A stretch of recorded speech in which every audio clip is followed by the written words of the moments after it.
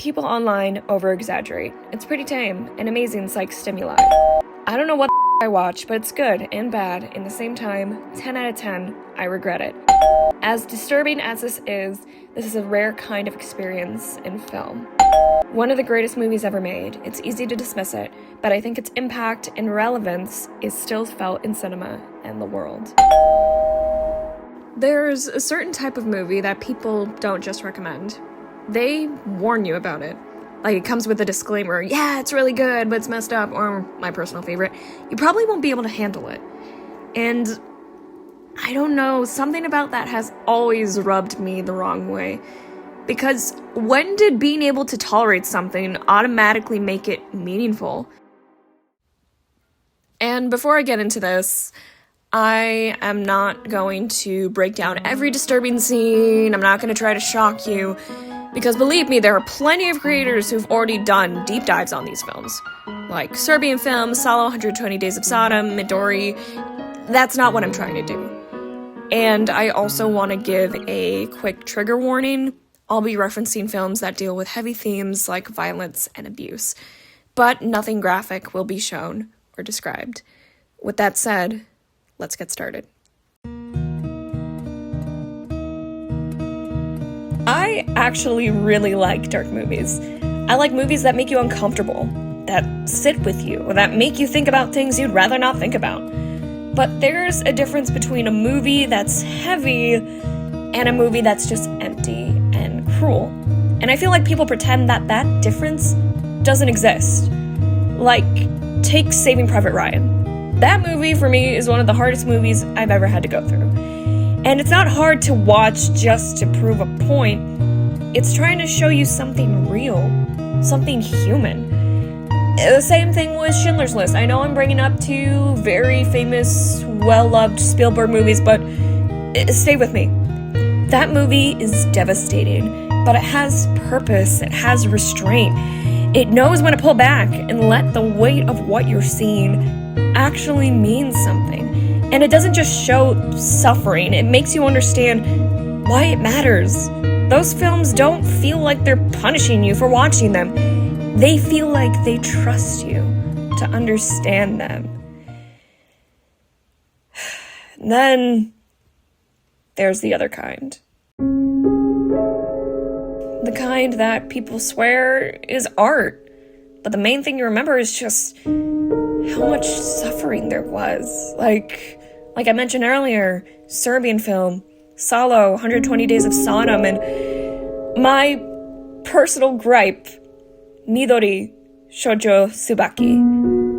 And here's the thing, Midori is interesting because visually it actually is artistic. The style is unique, it's expressive, it's clearly made with intention. I mean, for God's sake, it was made by one dude.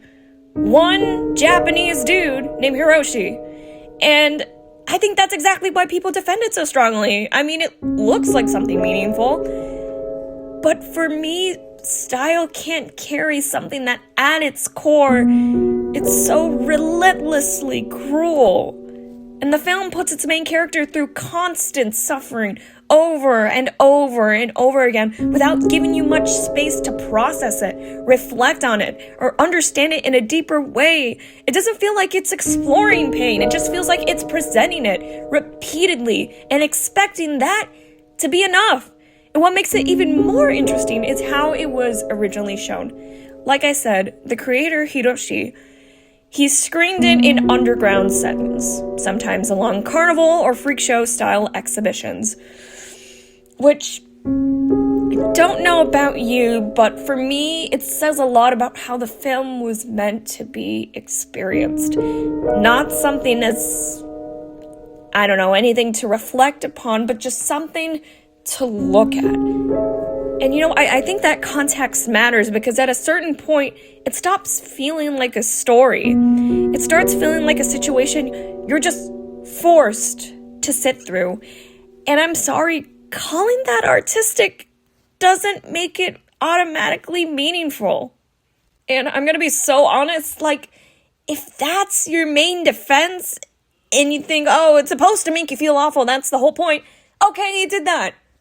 what now? Now what? Because congratulations, I feel terrible, amazing experience, 10 out of 10, never again.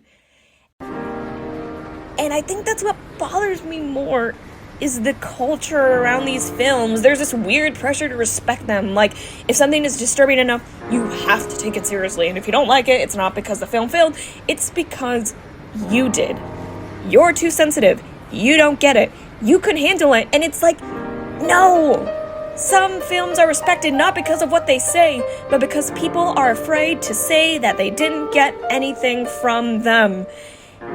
And I do think it's worth asking what this kind of content does to us over time.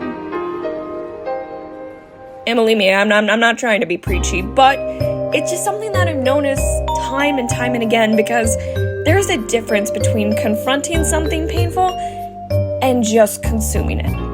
When a film actually has meaning, the violence feels heavy. It sticks with you. But when it doesn't, it can start to feel distant. Like you're not even reacting anymore. You're just watching. When everything is extreme, nothing feels extreme anymore. And that, to me, is more unsettling than anything the actual film is showing. And I want to make this point very clear. I don't think people are wrong for being curious about these films. I get it. There's always this question of, how far does this go? Where sitting through something extreme becomes a badge of honor. Like, oh my god, you made it through the end, so it must have been worth it. But if the main achievement of a film is that you made it to the end, that's not depth. That's endurance.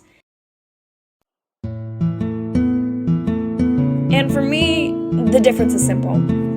A good dark film makes you feel something about the world. A bad dark film makes you just feel bad. And there's a difference between confronting darkness and just consuming it. A film isn't deep because it shows suffering. It's deep because it understands it. And yeah, that's just how I see about these films. I know people feel really strongly about this, so I am curious, where do you draw the line? And do you think some movies get a pass just because they're hard to watch? Because for me, I definitely do.